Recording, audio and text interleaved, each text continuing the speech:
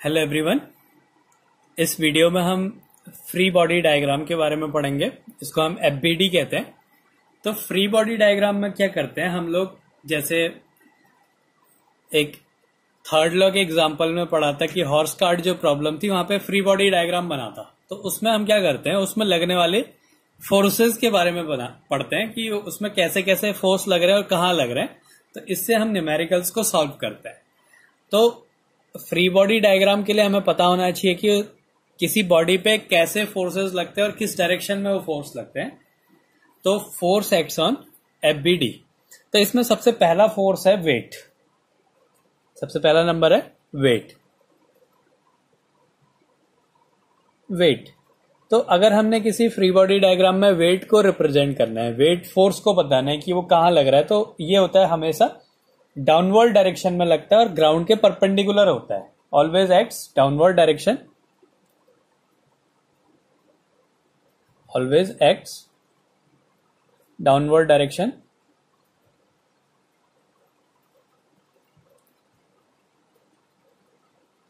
Perpendicular to the ground, perpendicular to ground. हमेशा downward direction में लगता है और ग्राउंड के परपेंडिकुलर लगता है। तो इसको कैसे रिप्रेजेंट करेंगे, माना ये एक सरफेस है, इसमें एक बॉडी है जिसका मास m है, हमने इसमें वेट बताना है। तो क्या करेंगे हम, इसकी डायरेक्शन जो होती है डाउनवर्ड होगी, तो इसका वेट लग गया mg। ऐसे अगर कोई इंक्लाइंड प्लेन है, ये प्लेन है जो कि हॉरिजॉन्टल से थीटा एंगल बना रहा है और इसमें एक वेट लगा हुआ है m। तो अब इसमें कैसे वेट को रिप्रेजेंट करेंगे, तो वेट की डायरेक्शन कैसी होती है, हमेशा डाउनवर्ड होती है और सरफेस के जो ग्राउंड है उसके परपेंडिकुलर होगी। तो ये हॉरिजॉन्टल के परपेंडिकुलर होगी, तो ये क्या होगा, ऐसे इसमें नीचे की डायरेक्शन में वेट लगेगा mg। तो इस तरीके से हम किसी भी फ्री बॉडी डायग्राम में वेट को रिप्रेजेंट करते हैं। अब दूसरा है हमारा normal reaction. Normal reaction, normal reaction हमेशा बॉडी के परपेंडिकुलर होता है, सरफेस के परपेंडिकुलर होता है। Always acts perpendicular to the body, acts perpendicular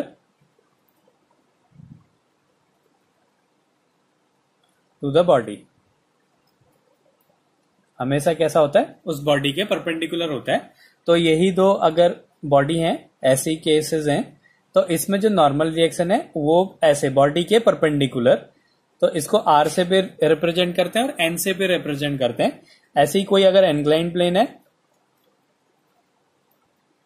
यहां पे एक बॉडी है m मास की, तो इसमें नॉर्मल रिएक्शन इस बॉडी के परपेंडिकुलर, तो ये हो गया इसका normal reaction.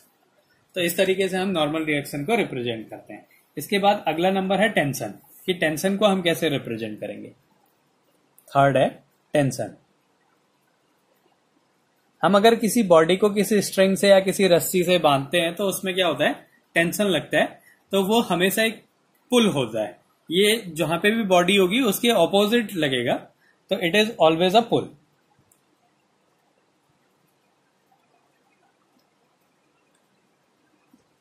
Always a pull. तो इसकी कंडीशन देखते हैं। माना एक बॉडी है इधर पे, ये एक रस्सी से ऐसे बंधी हुई है, ये पुली से होते हुए एक दूसरी बॉडी है m मास की, इस तरीके से बंधा हुआ है, ये एक सरफेस पे है। अब हमने इस रस्सी पे जो है टेंशन लगेगा, तो टेंशन कैसा होगा, हमेशा जैसे ये बॉडी है तो बॉडी में ऐसे अंदर की डायरेक्शन में, ये बॉडी है इसको नीचे को खींचेगी तो टेंशन ऊपर को लगेगा। तो टेंशन को ऐसे रिप्रेजेंट करते हैं। अगर रस्सी में कहीं पे भी गांठ नहीं है या कोई दूसरी रस्सी कनेक्ट नहीं है तो एक ही टेंशन लगेगा, नहीं तो दो अलग अलग टेंशन लगेंगे। जितनी जगह पे ज्वाइंट होगा उतना टेंशन लगते हैं। तो एक रस्सी पे एक टेंशन लगता है अगर उसमें कोई कहीं पे भी कोई गांठ नहीं है। इसके बाद अगला आता है फ्रिक्शन। फोर्थ फोर्स है फ्रिक्शन। फ्रिक्शन, फ्रिक्शन क्या होता है, हमेशा मोशन के ऑपोजिट लगता है और हमेशा सरफेस पे लगेगा, कांटेक्ट पे लगेगा। It always acts opposite to the motion, it always acts opposite to the motion, हमेशा ये मोशन के ऑपोजिट लगता है एंड ऑलवेज एक्ट्स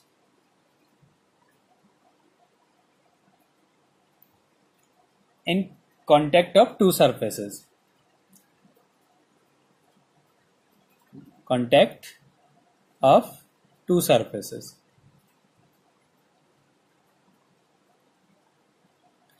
ये हमेशा सरफेस पे लगेगा और मोशन के ऑपोजिट लगेगा। तो जैसे इसका एग्जांपल, एक बॉडी है, इसका मास m है, इसमें हमने इधर को फोर्स अप्लाई करा, ये अप्लाइड फोर्स है,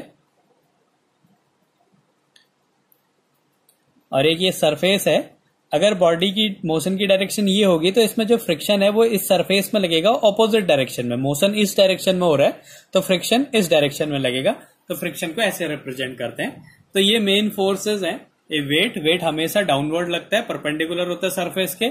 नॉर्मल रिएक्शन हमेशा बॉडी के परपेंडिकुलर होता है। टेंशन हमेशा एक पुल होता है जो कि बॉडी की ऑपोजिट डायरेक्शन में लगता है।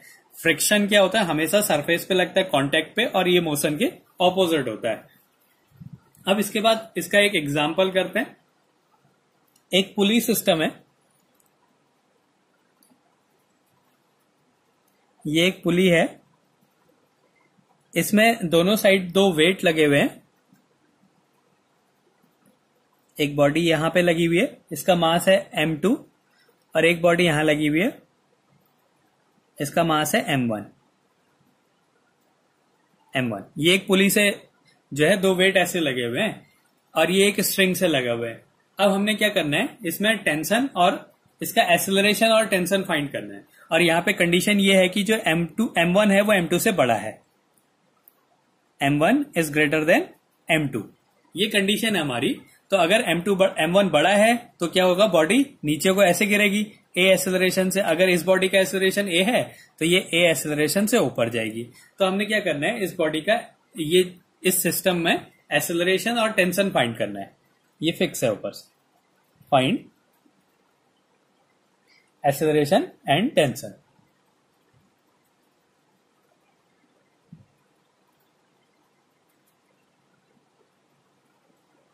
हमने एक्सेलरेशन और टेंशन को फाइंड करना है, ये इसका एक एग्जांपल है। तो अब हम क्या करेंगे, यहां पे फ्री बॉडी डायग्राम बनाते हैं। यही फोर्सेस लगेंगे इसमें। अब कैसे हम फ्री बॉडी डायग्राम बनाते हैं, अब देखो सबसे पहले हम इसमें टेंशन को रिप्रेजेंट करते हैं। टेंशन क्या होता है, हमेशा ऑपोजिट लगता है। ये बॉडी नीचे है तो यहाँ पे टेंशन ऊपर लगेगा, और ये पूरा एक ही सिस्टम है, एक ही रस्सी है, एक ही स्ट्रिंग है, तो इसमें एक ही टेंशन लगेगा। तो ये इसकी डायरेक्शन हो गई, ये इसमें टेंशन लगा, ठीक है। अब पहले वाले का, ये m1 का फ्री बॉडी डायग्राम अगर हम बनाए तो एक बॉडी है m1। अब इसमें कौन कौन से फोर्स लगेंगे, एक इसका वेट लगेगा नीचे को m1g, और इसमें एक ऊपर को लग रहा है टेंशन। अगर टेंशन ऊपर की डायरेक्शन में है तो उसमें नॉर्मल रिएक्शन नहीं लेंगे, तो यही नॉर्मल रिएक्शन उसका टेंशन है। तो ये है, और बॉडी कहां को जा रही है, नीचे को जा रही है a एक्सेलरेशन से। तो अब हमने क्या करना पड़ेगा, इसका नेट फोर्स निकालना है और फॉर्मूला लगाना है F=ma। F=ma। तो पहले इस पे नेट फोर्स कितना लग रहा है, बॉडी नीचे को जा रही है तो नीचे का वेट ज्यादा होगा इसके टेंशन से, इसीलिए बॉडी नीचे जा रही है। तो जो नेट फोर्स है वो हो गया m1g - t। ये भी फोर्स है और ये भी फोर्स है, ये वेट भी एक फोर्स है और टेंशन भी एक फोर्स है, और दोनों की डायरेक्शन ऑपोजिट है। तो अगर हमने नेट फोर्स निकालना है तो हम क्या करेंगे, m1g - t करेंगे। तो इसमें क्या हो गया, m1g - t, ये net force equals to ma। Mass कितना है m1 और एक्सेलरेशन क्या है a। तो ये हो गई हमारी एक इक्वेशन। तो एक इक्वेशन निकाल दी इसका फ्री बॉडी डायग्राम बना के। अब m2 का फ्री बॉडी डायग्राम बनाएंगे ऐसे ही। तो ये बॉडी है m2, इस पे एक वेट लगेगा नीचे को m2g, और एक टेंशन लग रहा है ऊपर को t2, और ये a एक्सेलरेशन से ऊपर जा रही है बॉडी m2 के। तो अब इसमें क्या है, t2 बड़ा होगा m2g से, तो हम लिखेंगे t2 - m2g। t tension t है तो t - m2g इक्वल्स टू किसके इक्वल हो जाएगा, m2a के। पहले वाले में क्या करा, ये बॉडी नीचे को जा रही है, यहां पे वेट लगा m1g और यहां पे वेट लगा m2g। ये बॉडी नीचे जा रही है तो m1g बड़ा होगा t से, तो नेट फोर्स क्या हो गया, m1g - t equals to m1a। ऐसे ही ये बॉडी ऊपर जा रही है तो इसमें टेंशन बड़ा होगा, तो T minus M2G equals to M2A, ये इसकी दूसरी इक्वेशन बन गई। अब हमने इन दोनों इक्वेशंस को सॉल्व करके टेंशन की और एक्सेलरेशन की वैल्यू निकालनी है। तो क्या करेंगे, इन दोनों को ऐड कर देते हैं। यहाँ पे T माइनस है, यहाँ पे T प्लस है, तो दोनों को ऐड कर देते हैं, 1 + 2 कर देते हैं। तो क्या हो जाएगा, ये T से T कैंसिल हो जाएगा और ये दोनों ऐड हो जाएंगे, M1G minus M2G equals to, ये A कॉमन आ गया, M1 + M2A हो गया। तो इधर से एक्सेलरेशन की वैल्यू क्या आ गई, यहाँ पे भी G कॉमन आ जा रहा है, M1 minus M2G upon M1 + M2, ये आ गया इसका एक्सेलरेशन। अब इसके बाद हमने क्या निकालना है, इसमें टेंशन क्या लग रहा है। तो क्या करते हैं, यहां से एक्सेलरेशन की वैल्यू यहां पे पुट कर देते हैं, putting value of A in equation 2, second में एक्सेलरेशन की वैल्यू पुट कर देते हैं। तो ये हो जाएगा T इक्वल्स टू, ये इधर पहुंचा देते हैं, M2 कॉमन आ जा रहा है, M2A + G है ये इक्वेशन, इधर चला गया, M2 कॉमन आ गया, A + G हो गया। तो यहाँ पे A की वैल्यू पुट कर देते हैं, तो ये हो गया M2, A की वैल्यू है M1 minus M2 into G upon M1 + M2 plus G। इसमें फिर से G कॉमन आ जा रहा है, तो G कॉमन ले लेते हैं, तो ये हो गया M2G, बचा क्या, और एलसीएम भी ले लेते हैं, एलसीएम इसका आ जाएगा M1 + M2, तो यहां बचा M1 minus M2 plus M1 + M2 हो गया, तो ये कैंसिल हो गया, ये आ गया 2M1। तो इसको सॉल्व कर देंगे तो क्या मिलेगा हमें, 2M1 M2G upon M1 + M2, ये आ गया इसका टेंशन।